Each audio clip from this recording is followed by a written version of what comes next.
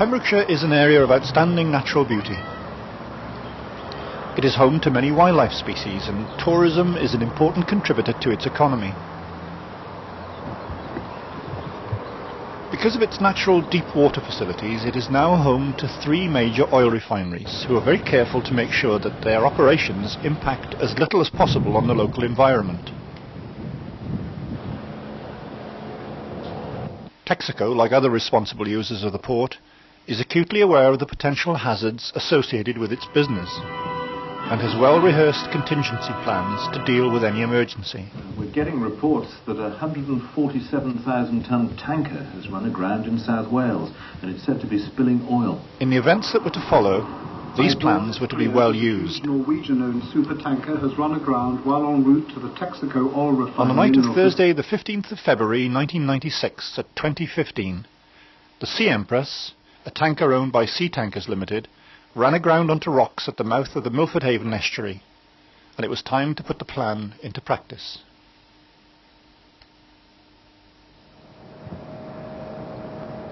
The ship, carrying 130,000 tonnes of light crude oil, was holed below the waterline and began to list towards the starboard bow. By the morning of the 16th, it was clear that a major pollution risk was developing, and the port's emergency plan and Texaco's own oil spill plan swung into action.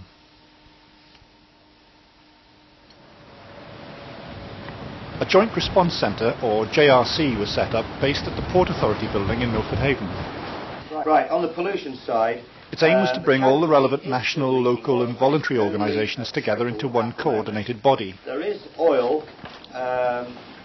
in various forms. Leading the team was the government's Marine Pollution Control Unit, or MPCU. From pinchines to streaks and ribbons of black and brown oil. From At this point it was clear that a swift response was needed to the oil spill threatening the Pembrokeshire coast if a major disaster was to be avoided.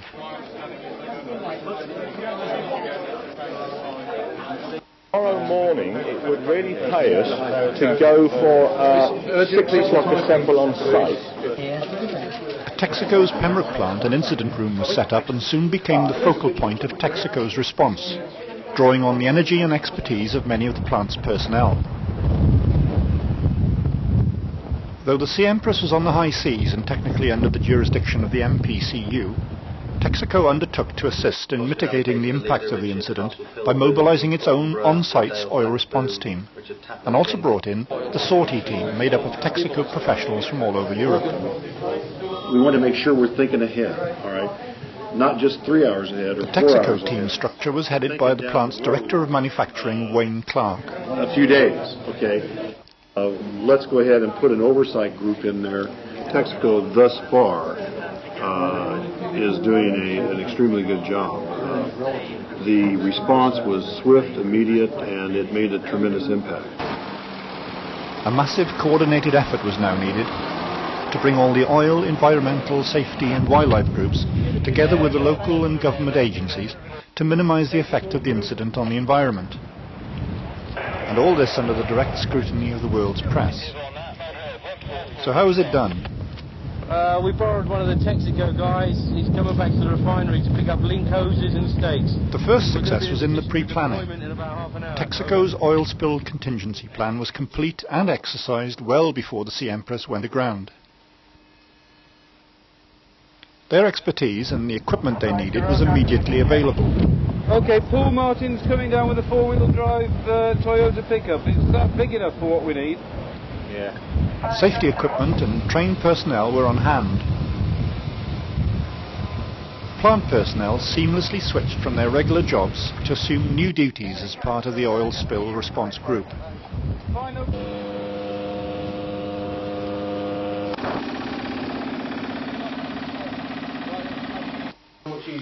The Oiled Bird Centre in Texaco's grounds was standing by for the inevitable arrival of the first victims of the oil, seabirds.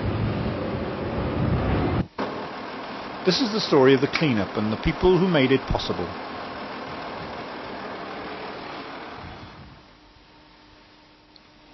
Massive amounts of equipment and supplies had been mobilised overnight.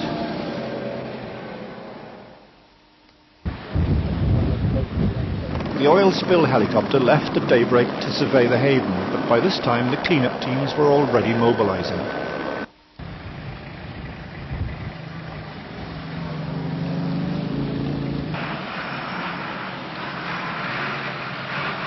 By first light, the media were reporting over 6,000 tonnes of oil released, hundreds of oiled seabirds, and forecasting a disaster on an unprecedented scale. The reality was less dramatic. The helicopter team reported it could only find limited amounts of oil. So between Skoma and Skokholm, and then also a stream to the south of Skokholm. South of Skoma, north. This plumed out from the ship in the direction of wind and tide and formed a slick some 15 kilometres long by half a kilometre wide.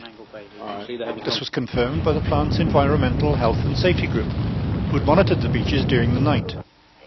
There are nil hydrocarbons in the atmosphere for the fourth reading today. Air monitoring now showed that it was safe to proceed with the clean-up on the 3 beaches affected.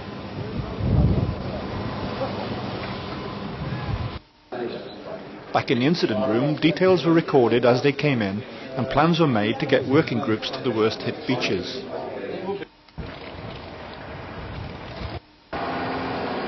Clean-up crews and equipment were dispatched as soon as safety checks and air monitoring was completed.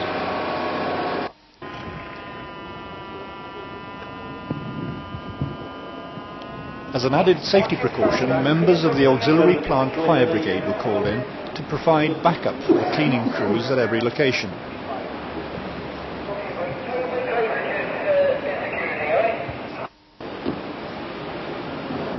So what we're going to do is put you out on the beaches as first aiders, being so what I want you to take with you to...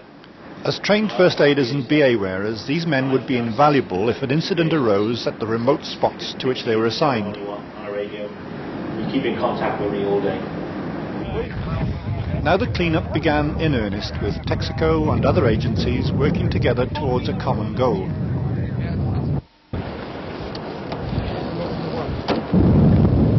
Men and machines laboured on in sleet, rain and gale-force winds to check the effects of the oil.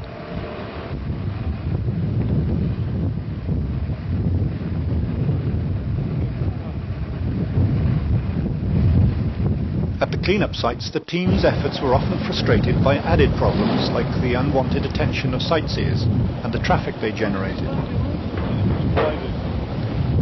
We really don't need this. We really don't need this. Progress was often brought to a halt when nature conspired against them to strand their vehicles in the soft sand.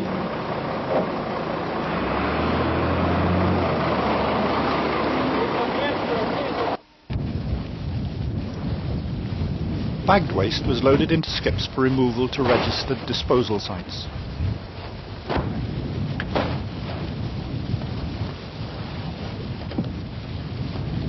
A massive search began for oiled wildlife and seabirds.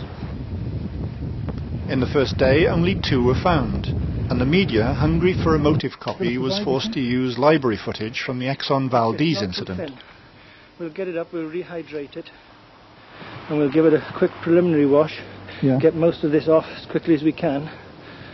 And, At the Texaco Oil Bird Centre, John Hayes and his team are under pressure. And then the other pressure you've got is, like behind us here, we can see this is Dutch media coming down. We've had Norwegian, Swedish, French, German, and our TV round all the time. And back in the incident room, television news broadcasts were continuously monitored and recorded to ensure that a balanced view of the incident was being given to the public. The media, sensing a big human interest story, moved in force. But for the most part, we received, I think, good treatment by the press. At the Texaco Centre on Milford Docks, a team representing the agencies involved in the clean-up and the salvage operation fielded questions from representatives of the world's press.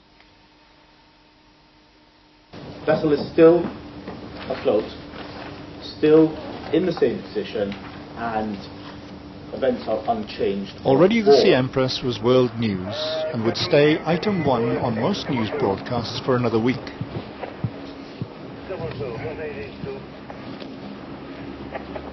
Away from the media, the slow, painful job of cleaning up went on.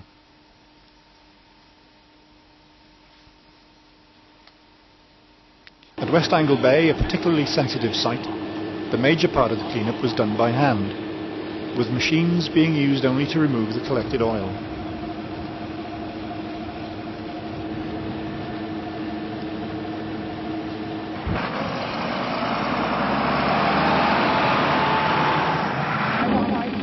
At Freshwater West, a large cleanup force equipped with floating skimmers and fast tanks supplied by the Southampton Oil Spill Centre were beginning to make progress.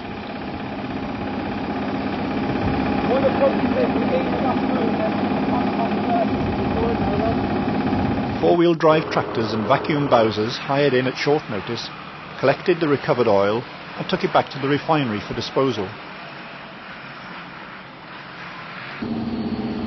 We've been using the fast tanks and just the vacuum pumps, sucking all the oil out of the pot. Here, as at all spill sites managed by the Texaco teams, members of the oil spill contingency plan ensured maximum progress of the cleanup and minimised the effect of the cleanup on the environment itself.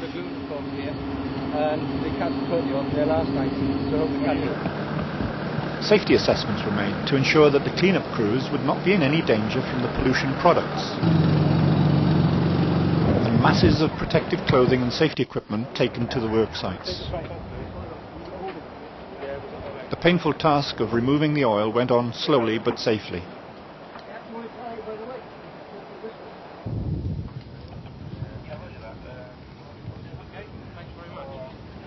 At East Angle Bay, a stone's throw from the refinery, another band of oil had been thrown up onto the beach during the night.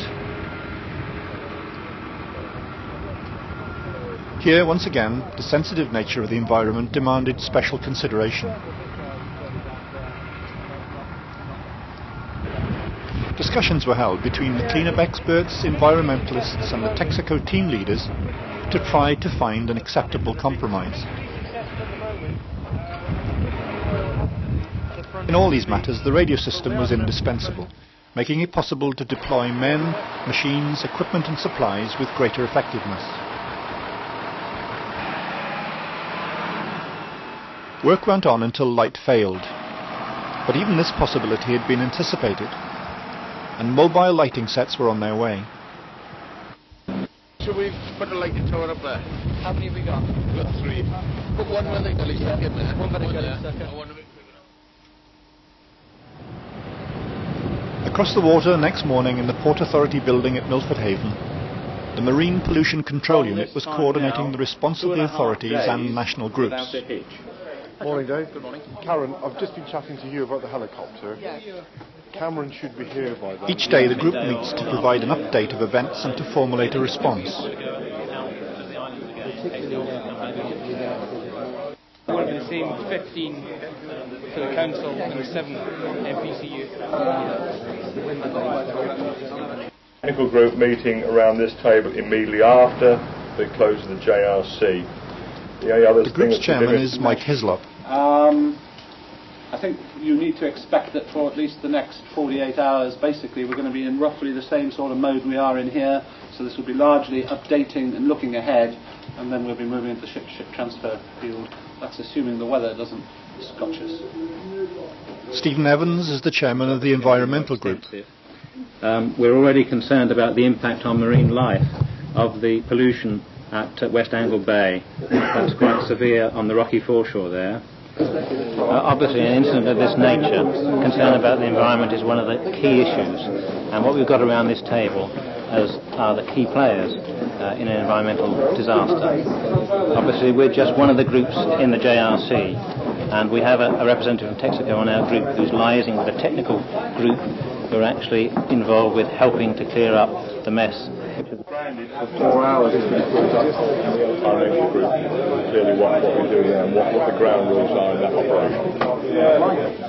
Whilst the JRC committed resources, out at St Anne's Head the source of their problem was attracting increasing attention.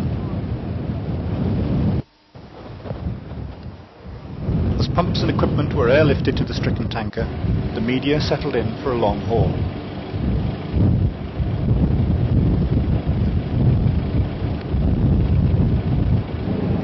Getting less attention, the work of booming vulnerable sites continued in rapidly worsening conditions.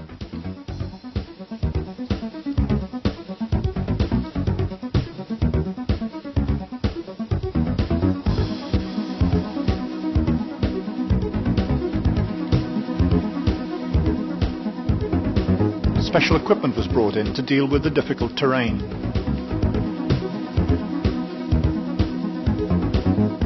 There were now 120 men on the beach cleanup, and over 300 cubic metres of material and nearly 10,000 gallons of liquid had been recovered.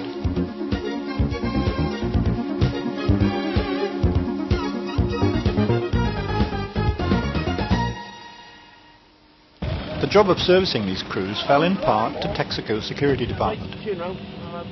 At short notice, the plant's canteen staff did a superb job preparing hundreds of extra meals for the beach crews. Hot food was brought to each location daily, and in addition, snacks and drinks were always available. Dealing with an inquisitive public soon became an extra duty for the firemen.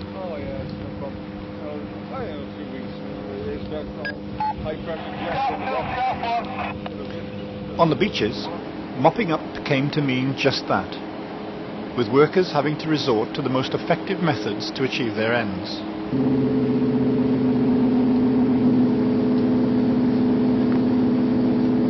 Again, it was machines and not men that were the weak links.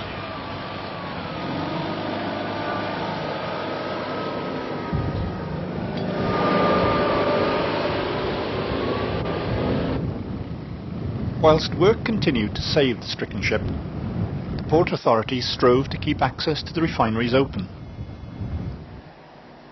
Texaco's incident report for today notes, press coverage generally accurate.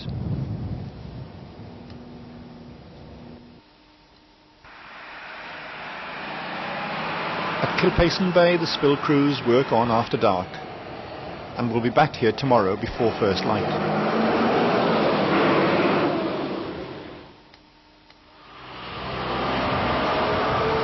It's 5:30 a.m. and the incident room night shift is handing over to the day crew. She did move in the night, but she still walked around again.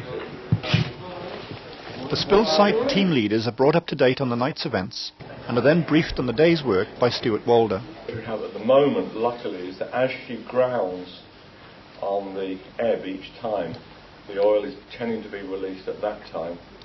Another day begins.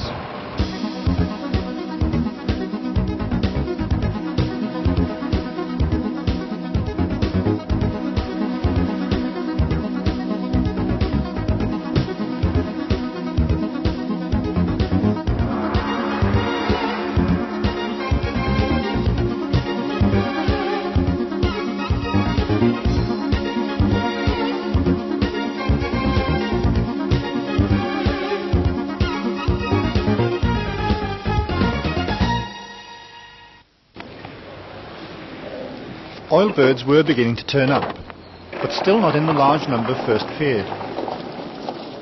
At the Oil Bird Centre, Texaco employee John Hayes and his team are beginning the long, patient task of removing the oil, often under the glare of media attention.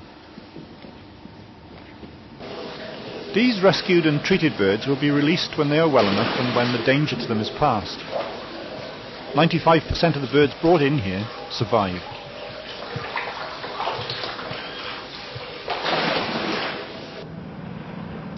In the meantime, the aerial attack on the slick was stepped up.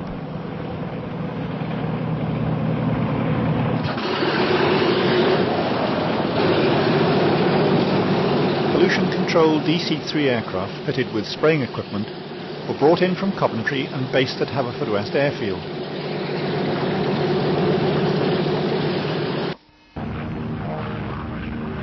From there they flew hundreds of missions, spraying a dispersant that would break down the oil into particles small enough for tiny sea organisms to digest naturally.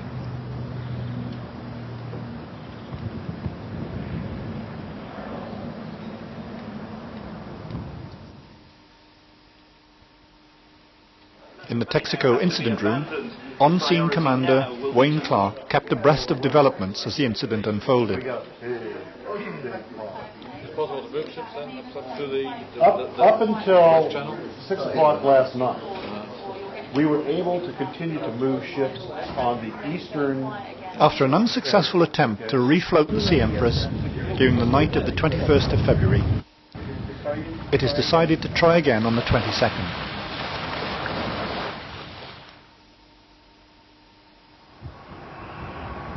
Fearing a risk of escaping vapour during an attempt to move the Sea Empress inshore, the port's emergency evacuation plan is now initiated.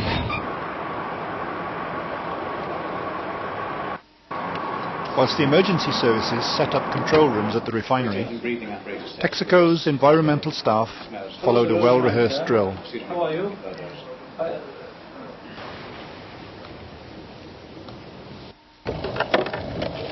Air monitoring was carried out at all points along the South Haven. A computer program was used to estimate the impact of a gas release in terms of size, density and direction. So the emergency team can calculate what their response might be. Obviously it's just advice. On the ground, police and Texaco staff monitored the situation until at 1800 hours on the 22nd of February, almost exactly 7 days after going aground, the tanker Sea Empress was finally berthed at the Herbrinston jetty on the north side of the haven.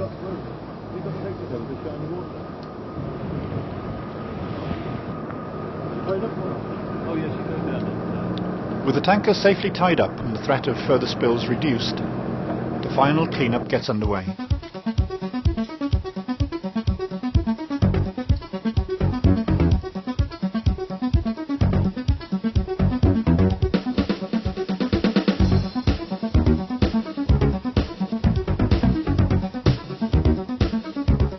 The extreme efforts of all those involved contributed to a massive team response which was both quick and effective.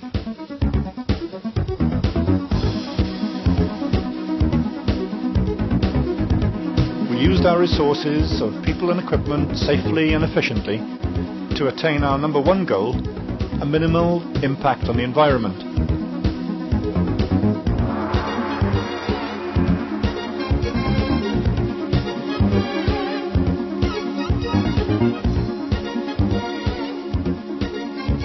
Cleanup goes on, and Texaco's commitment to it will continue until the job is finished. It's been fun because Texaco have had the common sense to keep control of their people and equipment from Southampton OSRL at the Texaco Command Centre rather than directly through the JRC. So we've been able to coordinate our efforts very well with the sortie team and the guys from the refinery.